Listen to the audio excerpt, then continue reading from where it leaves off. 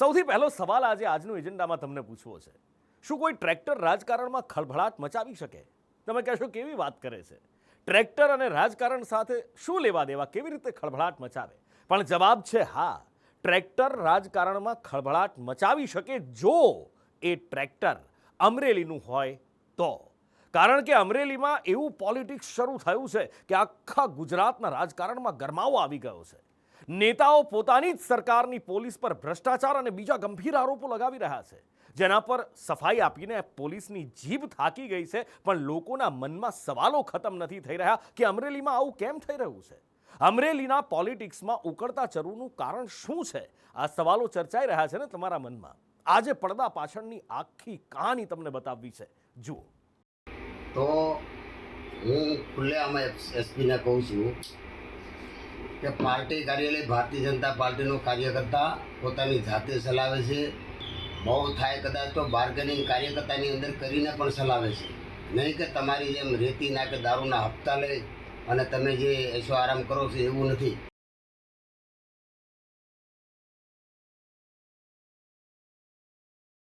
કાયદાના રક્ષક, કાયદાનું ભક્ષણ થાય, વેપાર બીજા કરે, એની મલાઈ પોતાએ ખાય, એ પરિસ્થિતિમાં પોતાની મલાઈ જૂટવાતી હોય એટલે આવો જવાબ આપે, એ પણ વ્યાજબી ન કહેવાય.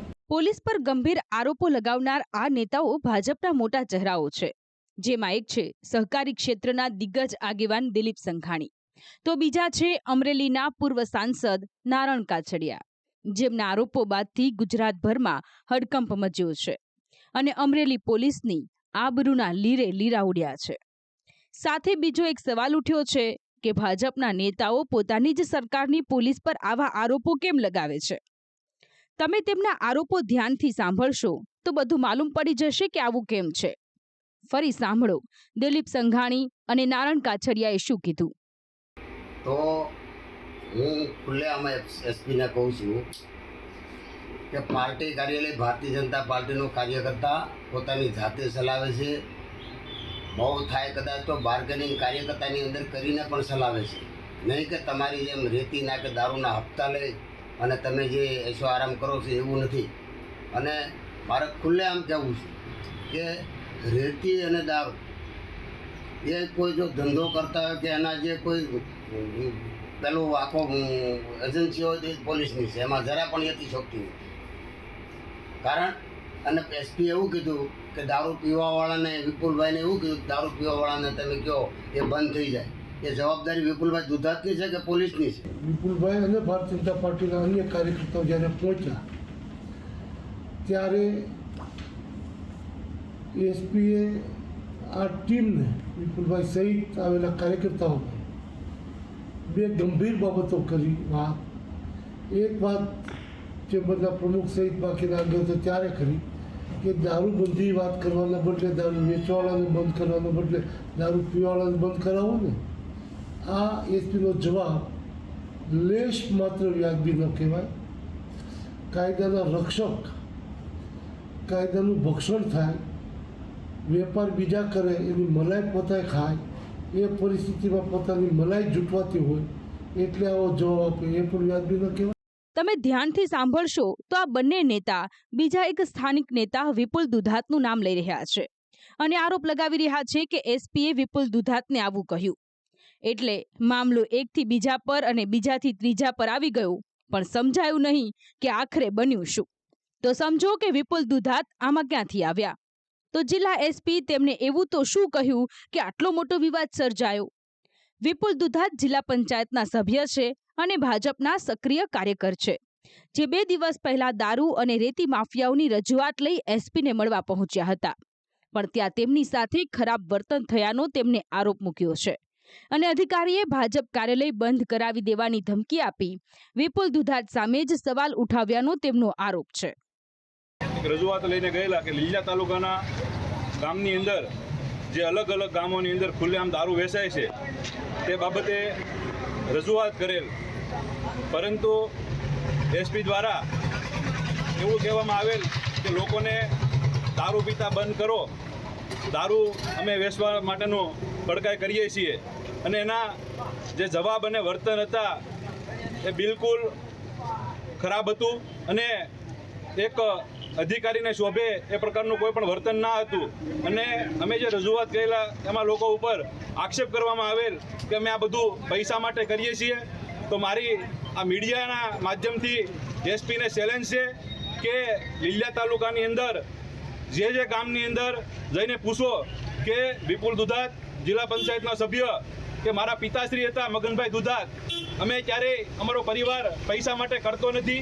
એ લીલિયાની જનતાને ખૂબ સારી રીતે જાણે છે અને તમારા જેવા અધિકારીઓને અમારે સર્ટિફિકેટની કોઈ જરૂર નથી કે અમારે કોઈ સાબિતી કરવાની જરૂર નથી. જો કે હાલ કેમેરા સામે ભલે આ કારણ આપવામાં આવી રહ્યું છે, પણ વાત કંઈક જુદી છે. નેતાઓ પોલીસ પર તૂટી પડતા પોલીસની જીભ આ મામલે સફાઈ અને સ્પષ્ટતા આપી થાકી ગઈ અને આખરે આજે ડીવાયએસપીએ મૌન તોડ્યું છે કે આ બધી માથાકૂટ એક રેતી ટ્રેક્ટરના કારણે થઈ છે. જી હા, એક રેતી ટ્રેક્ટરના કારણે. ડીવાયએસપી ચિરાગ દેસાઈએ આરોપ લગાવ્યો છે કે નેતાજી એટલે દુધાત વારંવાર રેતી ભરેલા ટ્રેક્ટર છોડી મૂકવા ભલામણ કરતા અને તેમની ભલામણ ન સાંભળતા તેઓ ખોટા આક્ષેપ કરી રહ્યા છે. વિપુલભાઈ દુધાતનાઓ દ્વારા ગઈકાલના રોજ એક દારૂ વેચતાનો આક્ષેપ કરતો અને એક વિડીયો વાયરલ કરેલ, જે બાબતે લીલિયા પોલીસ દ્વારા તાત્કાલિક ચેક કરતા કનુભાઈ વાઘેલાનાઓનો પ્રોહિબિશનનો ગુનો દાખલ કરવામાં આવેલ અને કડક કાર્યવાહી હાથ ધરવામાં આવી. વિપુલભાઈ દુધાતનાઓ દ્વારા 26 તારીખના રોજ સાંજે એલસીબીની ટીમ, ગોયલ સાહેબની ટીમે રસ્તામાં કોઈ ઇલીગલ રેતી ભરીને ટ્રેક્ટર જતું હોય જેને પુંજા બાદર ખાતેથી પકડેલું હતું, તે બાબતમાં પણ કનુભાઈ એએસઆઈ સાથે કોન્ફરન્સ કોલ દ્વારા ટ્રેક્ટરને છોડી મૂકવા માટે ભલામણ કરવામાં આવી હતી અને અવારનવાર અગાઉ પણ ટ્રાફિકની કામગીરીમાં કે પોલીસની કામગીરીમાં એ ભલામણ કરતા હોય છે અને પોલીસની કાર્યવાહીને જે બાબતે નોંધ પણ કરવામાં આવતી હોય છે કે વિપુલભાઈ દુધાત દ્વારા પોલીસને આ રીતે ભલામણો ખોટી કરવામાં આવતી હોય છે. જો કે હજુ તો આ પડદા પરની કહાની છે. પડદા પાછળ કહાની તો કંઈક ઓર છે, જે સમજવા માટે તમારે થોડો મગજ પર ભાર આપવો પડશે. તમને યાદ હશે કે થોડા દિવસો પહેલા અમરેલી પત્રિકા કાંડ ખૂબ ગાજ્યો હતો, જેમાં પાયલ ગોટી વિક્ટિમ બની હતી અને ત્યાં પણ છેલ્લે પોલીસની આબરૂના લીરે લીરા ઉડ્યા હતા. આ ઘટના પાછળનું કારણ એક જ છે, ભાજપનો આંતરિક જૂથવાદ. રાજકીય વર્તુળોમાં ચર્ચા છે કે અમરેલીમાં લોકસભાની ચૂંટણી પહેલા એટલે કે લોકસભાની ટિકિટને લઈને રાજકીય સમીકરણ બદલાયા. જૂના જોગીઓએ ભરત સુતરિયા માટે ટિકિટ માંગી પણ તેમને મળી નહીં.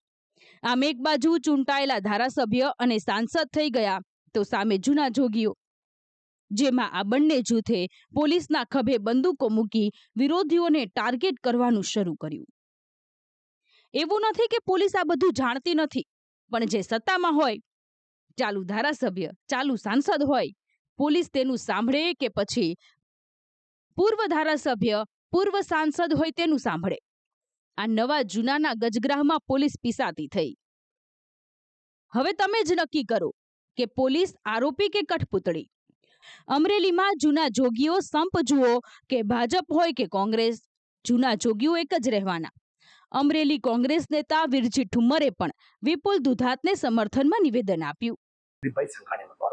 અને વિપુલ જેવો દુધાત જેનું કુટુંબ જનસંઘમાં કામ કર્યું અને એને એમની ઉપર આ પ્રકારની પોલીસ 25 લોકો પોલીસ કોન્સ્ટેબલો જે અને એના ઘરે દબાવવામાં આવે, એના બાજુના જવાબ લેવામાં આવે, આ પ્રકારની પરિસ્થિતિ નિર્માણ થઈ છે. ત્યારે હવે ભગવાન જ આ જિલ્લાને બચાવી શકે. આ ભાજપના નાના મોટા કાર્યકર્તાઓ સાચું બોલે છે, એને પણ જો દબાવવાનો પ્રયાસ થતો હશે તો અમારી કોંગ્રેસની શું હશે પરિસ્થિતિ, એ તો હવે આ પ્રેસ મીડિયા તરીકે આપ જ કહી શકશો.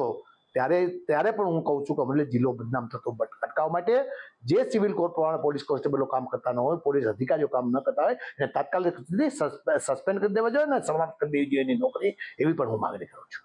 આમ હાલ ભાજપની અંદરોઅંદર ચાલી રહેલા જૂથવાદને રાજ્યભરમાં હડકંપ મચાવ્યો છે. પાર્ટીએ પણ આ જૂથવાદની ગંભીર નોંધ લીધી છે અને જિલ્લા પ્રમુખ સહિત ધારાસભ્યોને ગાંધીનગરનું તેડું આવ્યું છે. ત્યારે હવે પાર્ટી આ આંતરિક જૂથવાદને કેવી રીતે ઠારે છે? શું આનું કોઈ સમાધાન નીકળે છે કે પછી આ આગ ભભૂકતી જ રહે છે? તે જોવું રહ્યું. બ્યુરો રિપોર્ટ, સંદેશ ન્યૂઝ. વાત કડી પેટા ચૂંટણીની. અહીંયા પણ પાર્ટીઓએ જોર લગાવવાનું શરૂ કર્યું છે, પણ આમ આદમી પાર્ટી સિવાય કોઈએ ઉમેદવાર જાહેર નથી કર્યા. પણ હા, કોંગ્રેસનો દમ દેખાયો છે.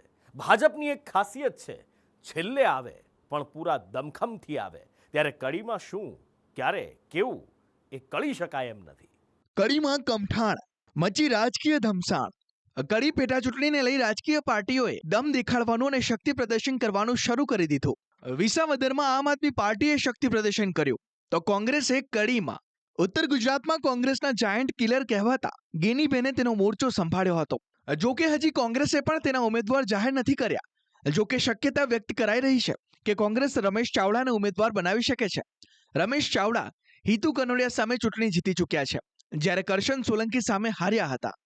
જોકે આ ચૂંટણીમાં આમ આદમી પાર્ટી પણ મેદાને ઉતરી છે, જેને લઈ ગેનીબેન ઠાકોરે નિવેદન આપ્યું છે કે ગુજરાતમાં ત્રીજા પક્ષને સ્થાન મળતું નથી. કોંગ્રેસ લીડથી બેઠક જીતશે. જે પ્રકારે કોંગ્રેસ અત્યારે કડીમાં કહી શકાય કે માઇક્રો પ્લાનિંગ કરી રહી છે, જે પેટા ચૂંટણીના બિગુલ ફૂંકાઈ ચૂક્યા છે. આજે સભા યોજવામાં આવી છે. ગેનીબેન સાથે વાત કરીશું. ગેનીબેન, જે પ્રકારે વાત કરીએ તો અત્યારે જે સભા યોજવામાં આવી હતી, આજે ઉમેદવાર નક્કી કરીને ફોર્મ ભરવા જવાનું હતું, કેમ પાછા પડ્યા? ફોર્મ ભરવાનું હું માનું છું ત્યાં સુધી ઉમેદવાર ફાઇનલ કર્યા પછી રાખવાનું છે. ત્રણેયની પેનલ ત્યાં એઆઈસીસીમાં મોકલી આપેલ છે અને એઆઈસીસી જેના ઉપર પસંદગી કરે એના પછી ફોર્મ ભરવા માટેનો કાર્યક્રમ. આજે ફોર્મ ભરવા માટેનો કોઈ કાર્યક્રમ હતો જ નહીં. કોંગ્રેસના કાર્યકરોને મળવાનો અને ત્રણેય ઉમેદવારો એક મંચ ઉપર આવીને તમામ કડીની જનતાને એવું આશ્વાસન આપે કે અમે બધા જ એક છીએ અને એ પ્રમાણેનો આજનો કાર્યક્રમ. ભારતીય જનતા પાર્ટીએ કયો ઉમેદવાર નક્કી કરવો હોય એમના પોતાનો નિર્ણય હોઈ શકે, એમાં અમારે કાંઈ લેવા દેવા નથી. જે ઉમેદવાર ભારતીય જનતા પાર્ટી મૂકે એને કોંગ્રેસ પાર્ટી અને કોંગ્રેસના ઉમેદવારોના કાર્યકરો હરાવવા માટે સક્ષમ. ચોક્કસ જે પ્રકારે ગેનીબેને કહ્યું કે કોંગ્રેસ જે છે તે અત્યારે એકદમ ટક્કર આપી રહી છે બીજેપી પાર્ટીની, અને જે પ્રકારે માઇક્રો પ્લાનિંગ યોજવામાં આવી રહ્યું છે, તેમને જે નવી બે પાર્ટીઓ છે તેમને ઇગ્નોર કરીને સીધું જ ભાજપ પર નિશાન તાક્યું છે કે અમારી સીધી ટક્કર ભાજપ સાથે છે અને આ વખતે કોંગ્રેસ જે છે પોતાનો ગઢ જાળવી રાખશે. ભાજપમાં કલાકારો ચૂંટણી લડવા થનગની રહ્યા છે. અભિનેતા હિતુ કનોડિયા અને જાણીતી સિંગર કાજલ મહેરિયાએ કડી બેઠક લડવાની ઈચ્છા વ્યક્ત કરી છે. જોકે હજી ઉમેદવારોની જાહેરાત નથી થઈ, એટલે અહીં પણ જો તોના સમીકરણ ચાલી રહ્યા છે. જ્યારે ઉમેદવારો જાહેર થશે તે બાદ જ ચિત્ર સ્પષ્ટ થશે.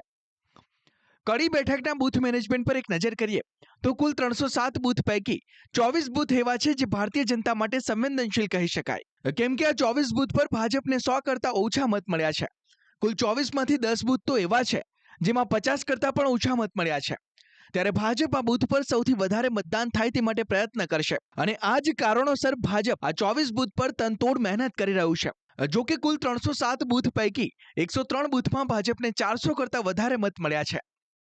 જોકે આ વખતની ચૂંટણીમાં ત્રિકોણીય નહીં ચતુષ્કોણીય જંગ જામે તેવી શક્યતા છે.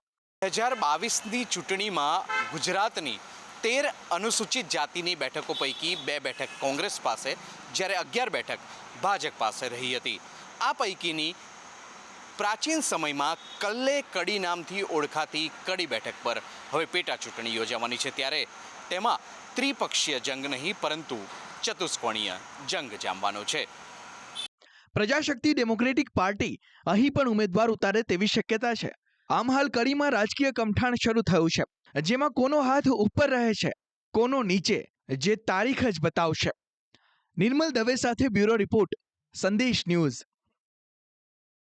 કડી અને વિસાવદરની પેટા ચૂંટણીઓ આવી રહી છે અને રાજકીય ગરમાવો વધી રહ્યો છે.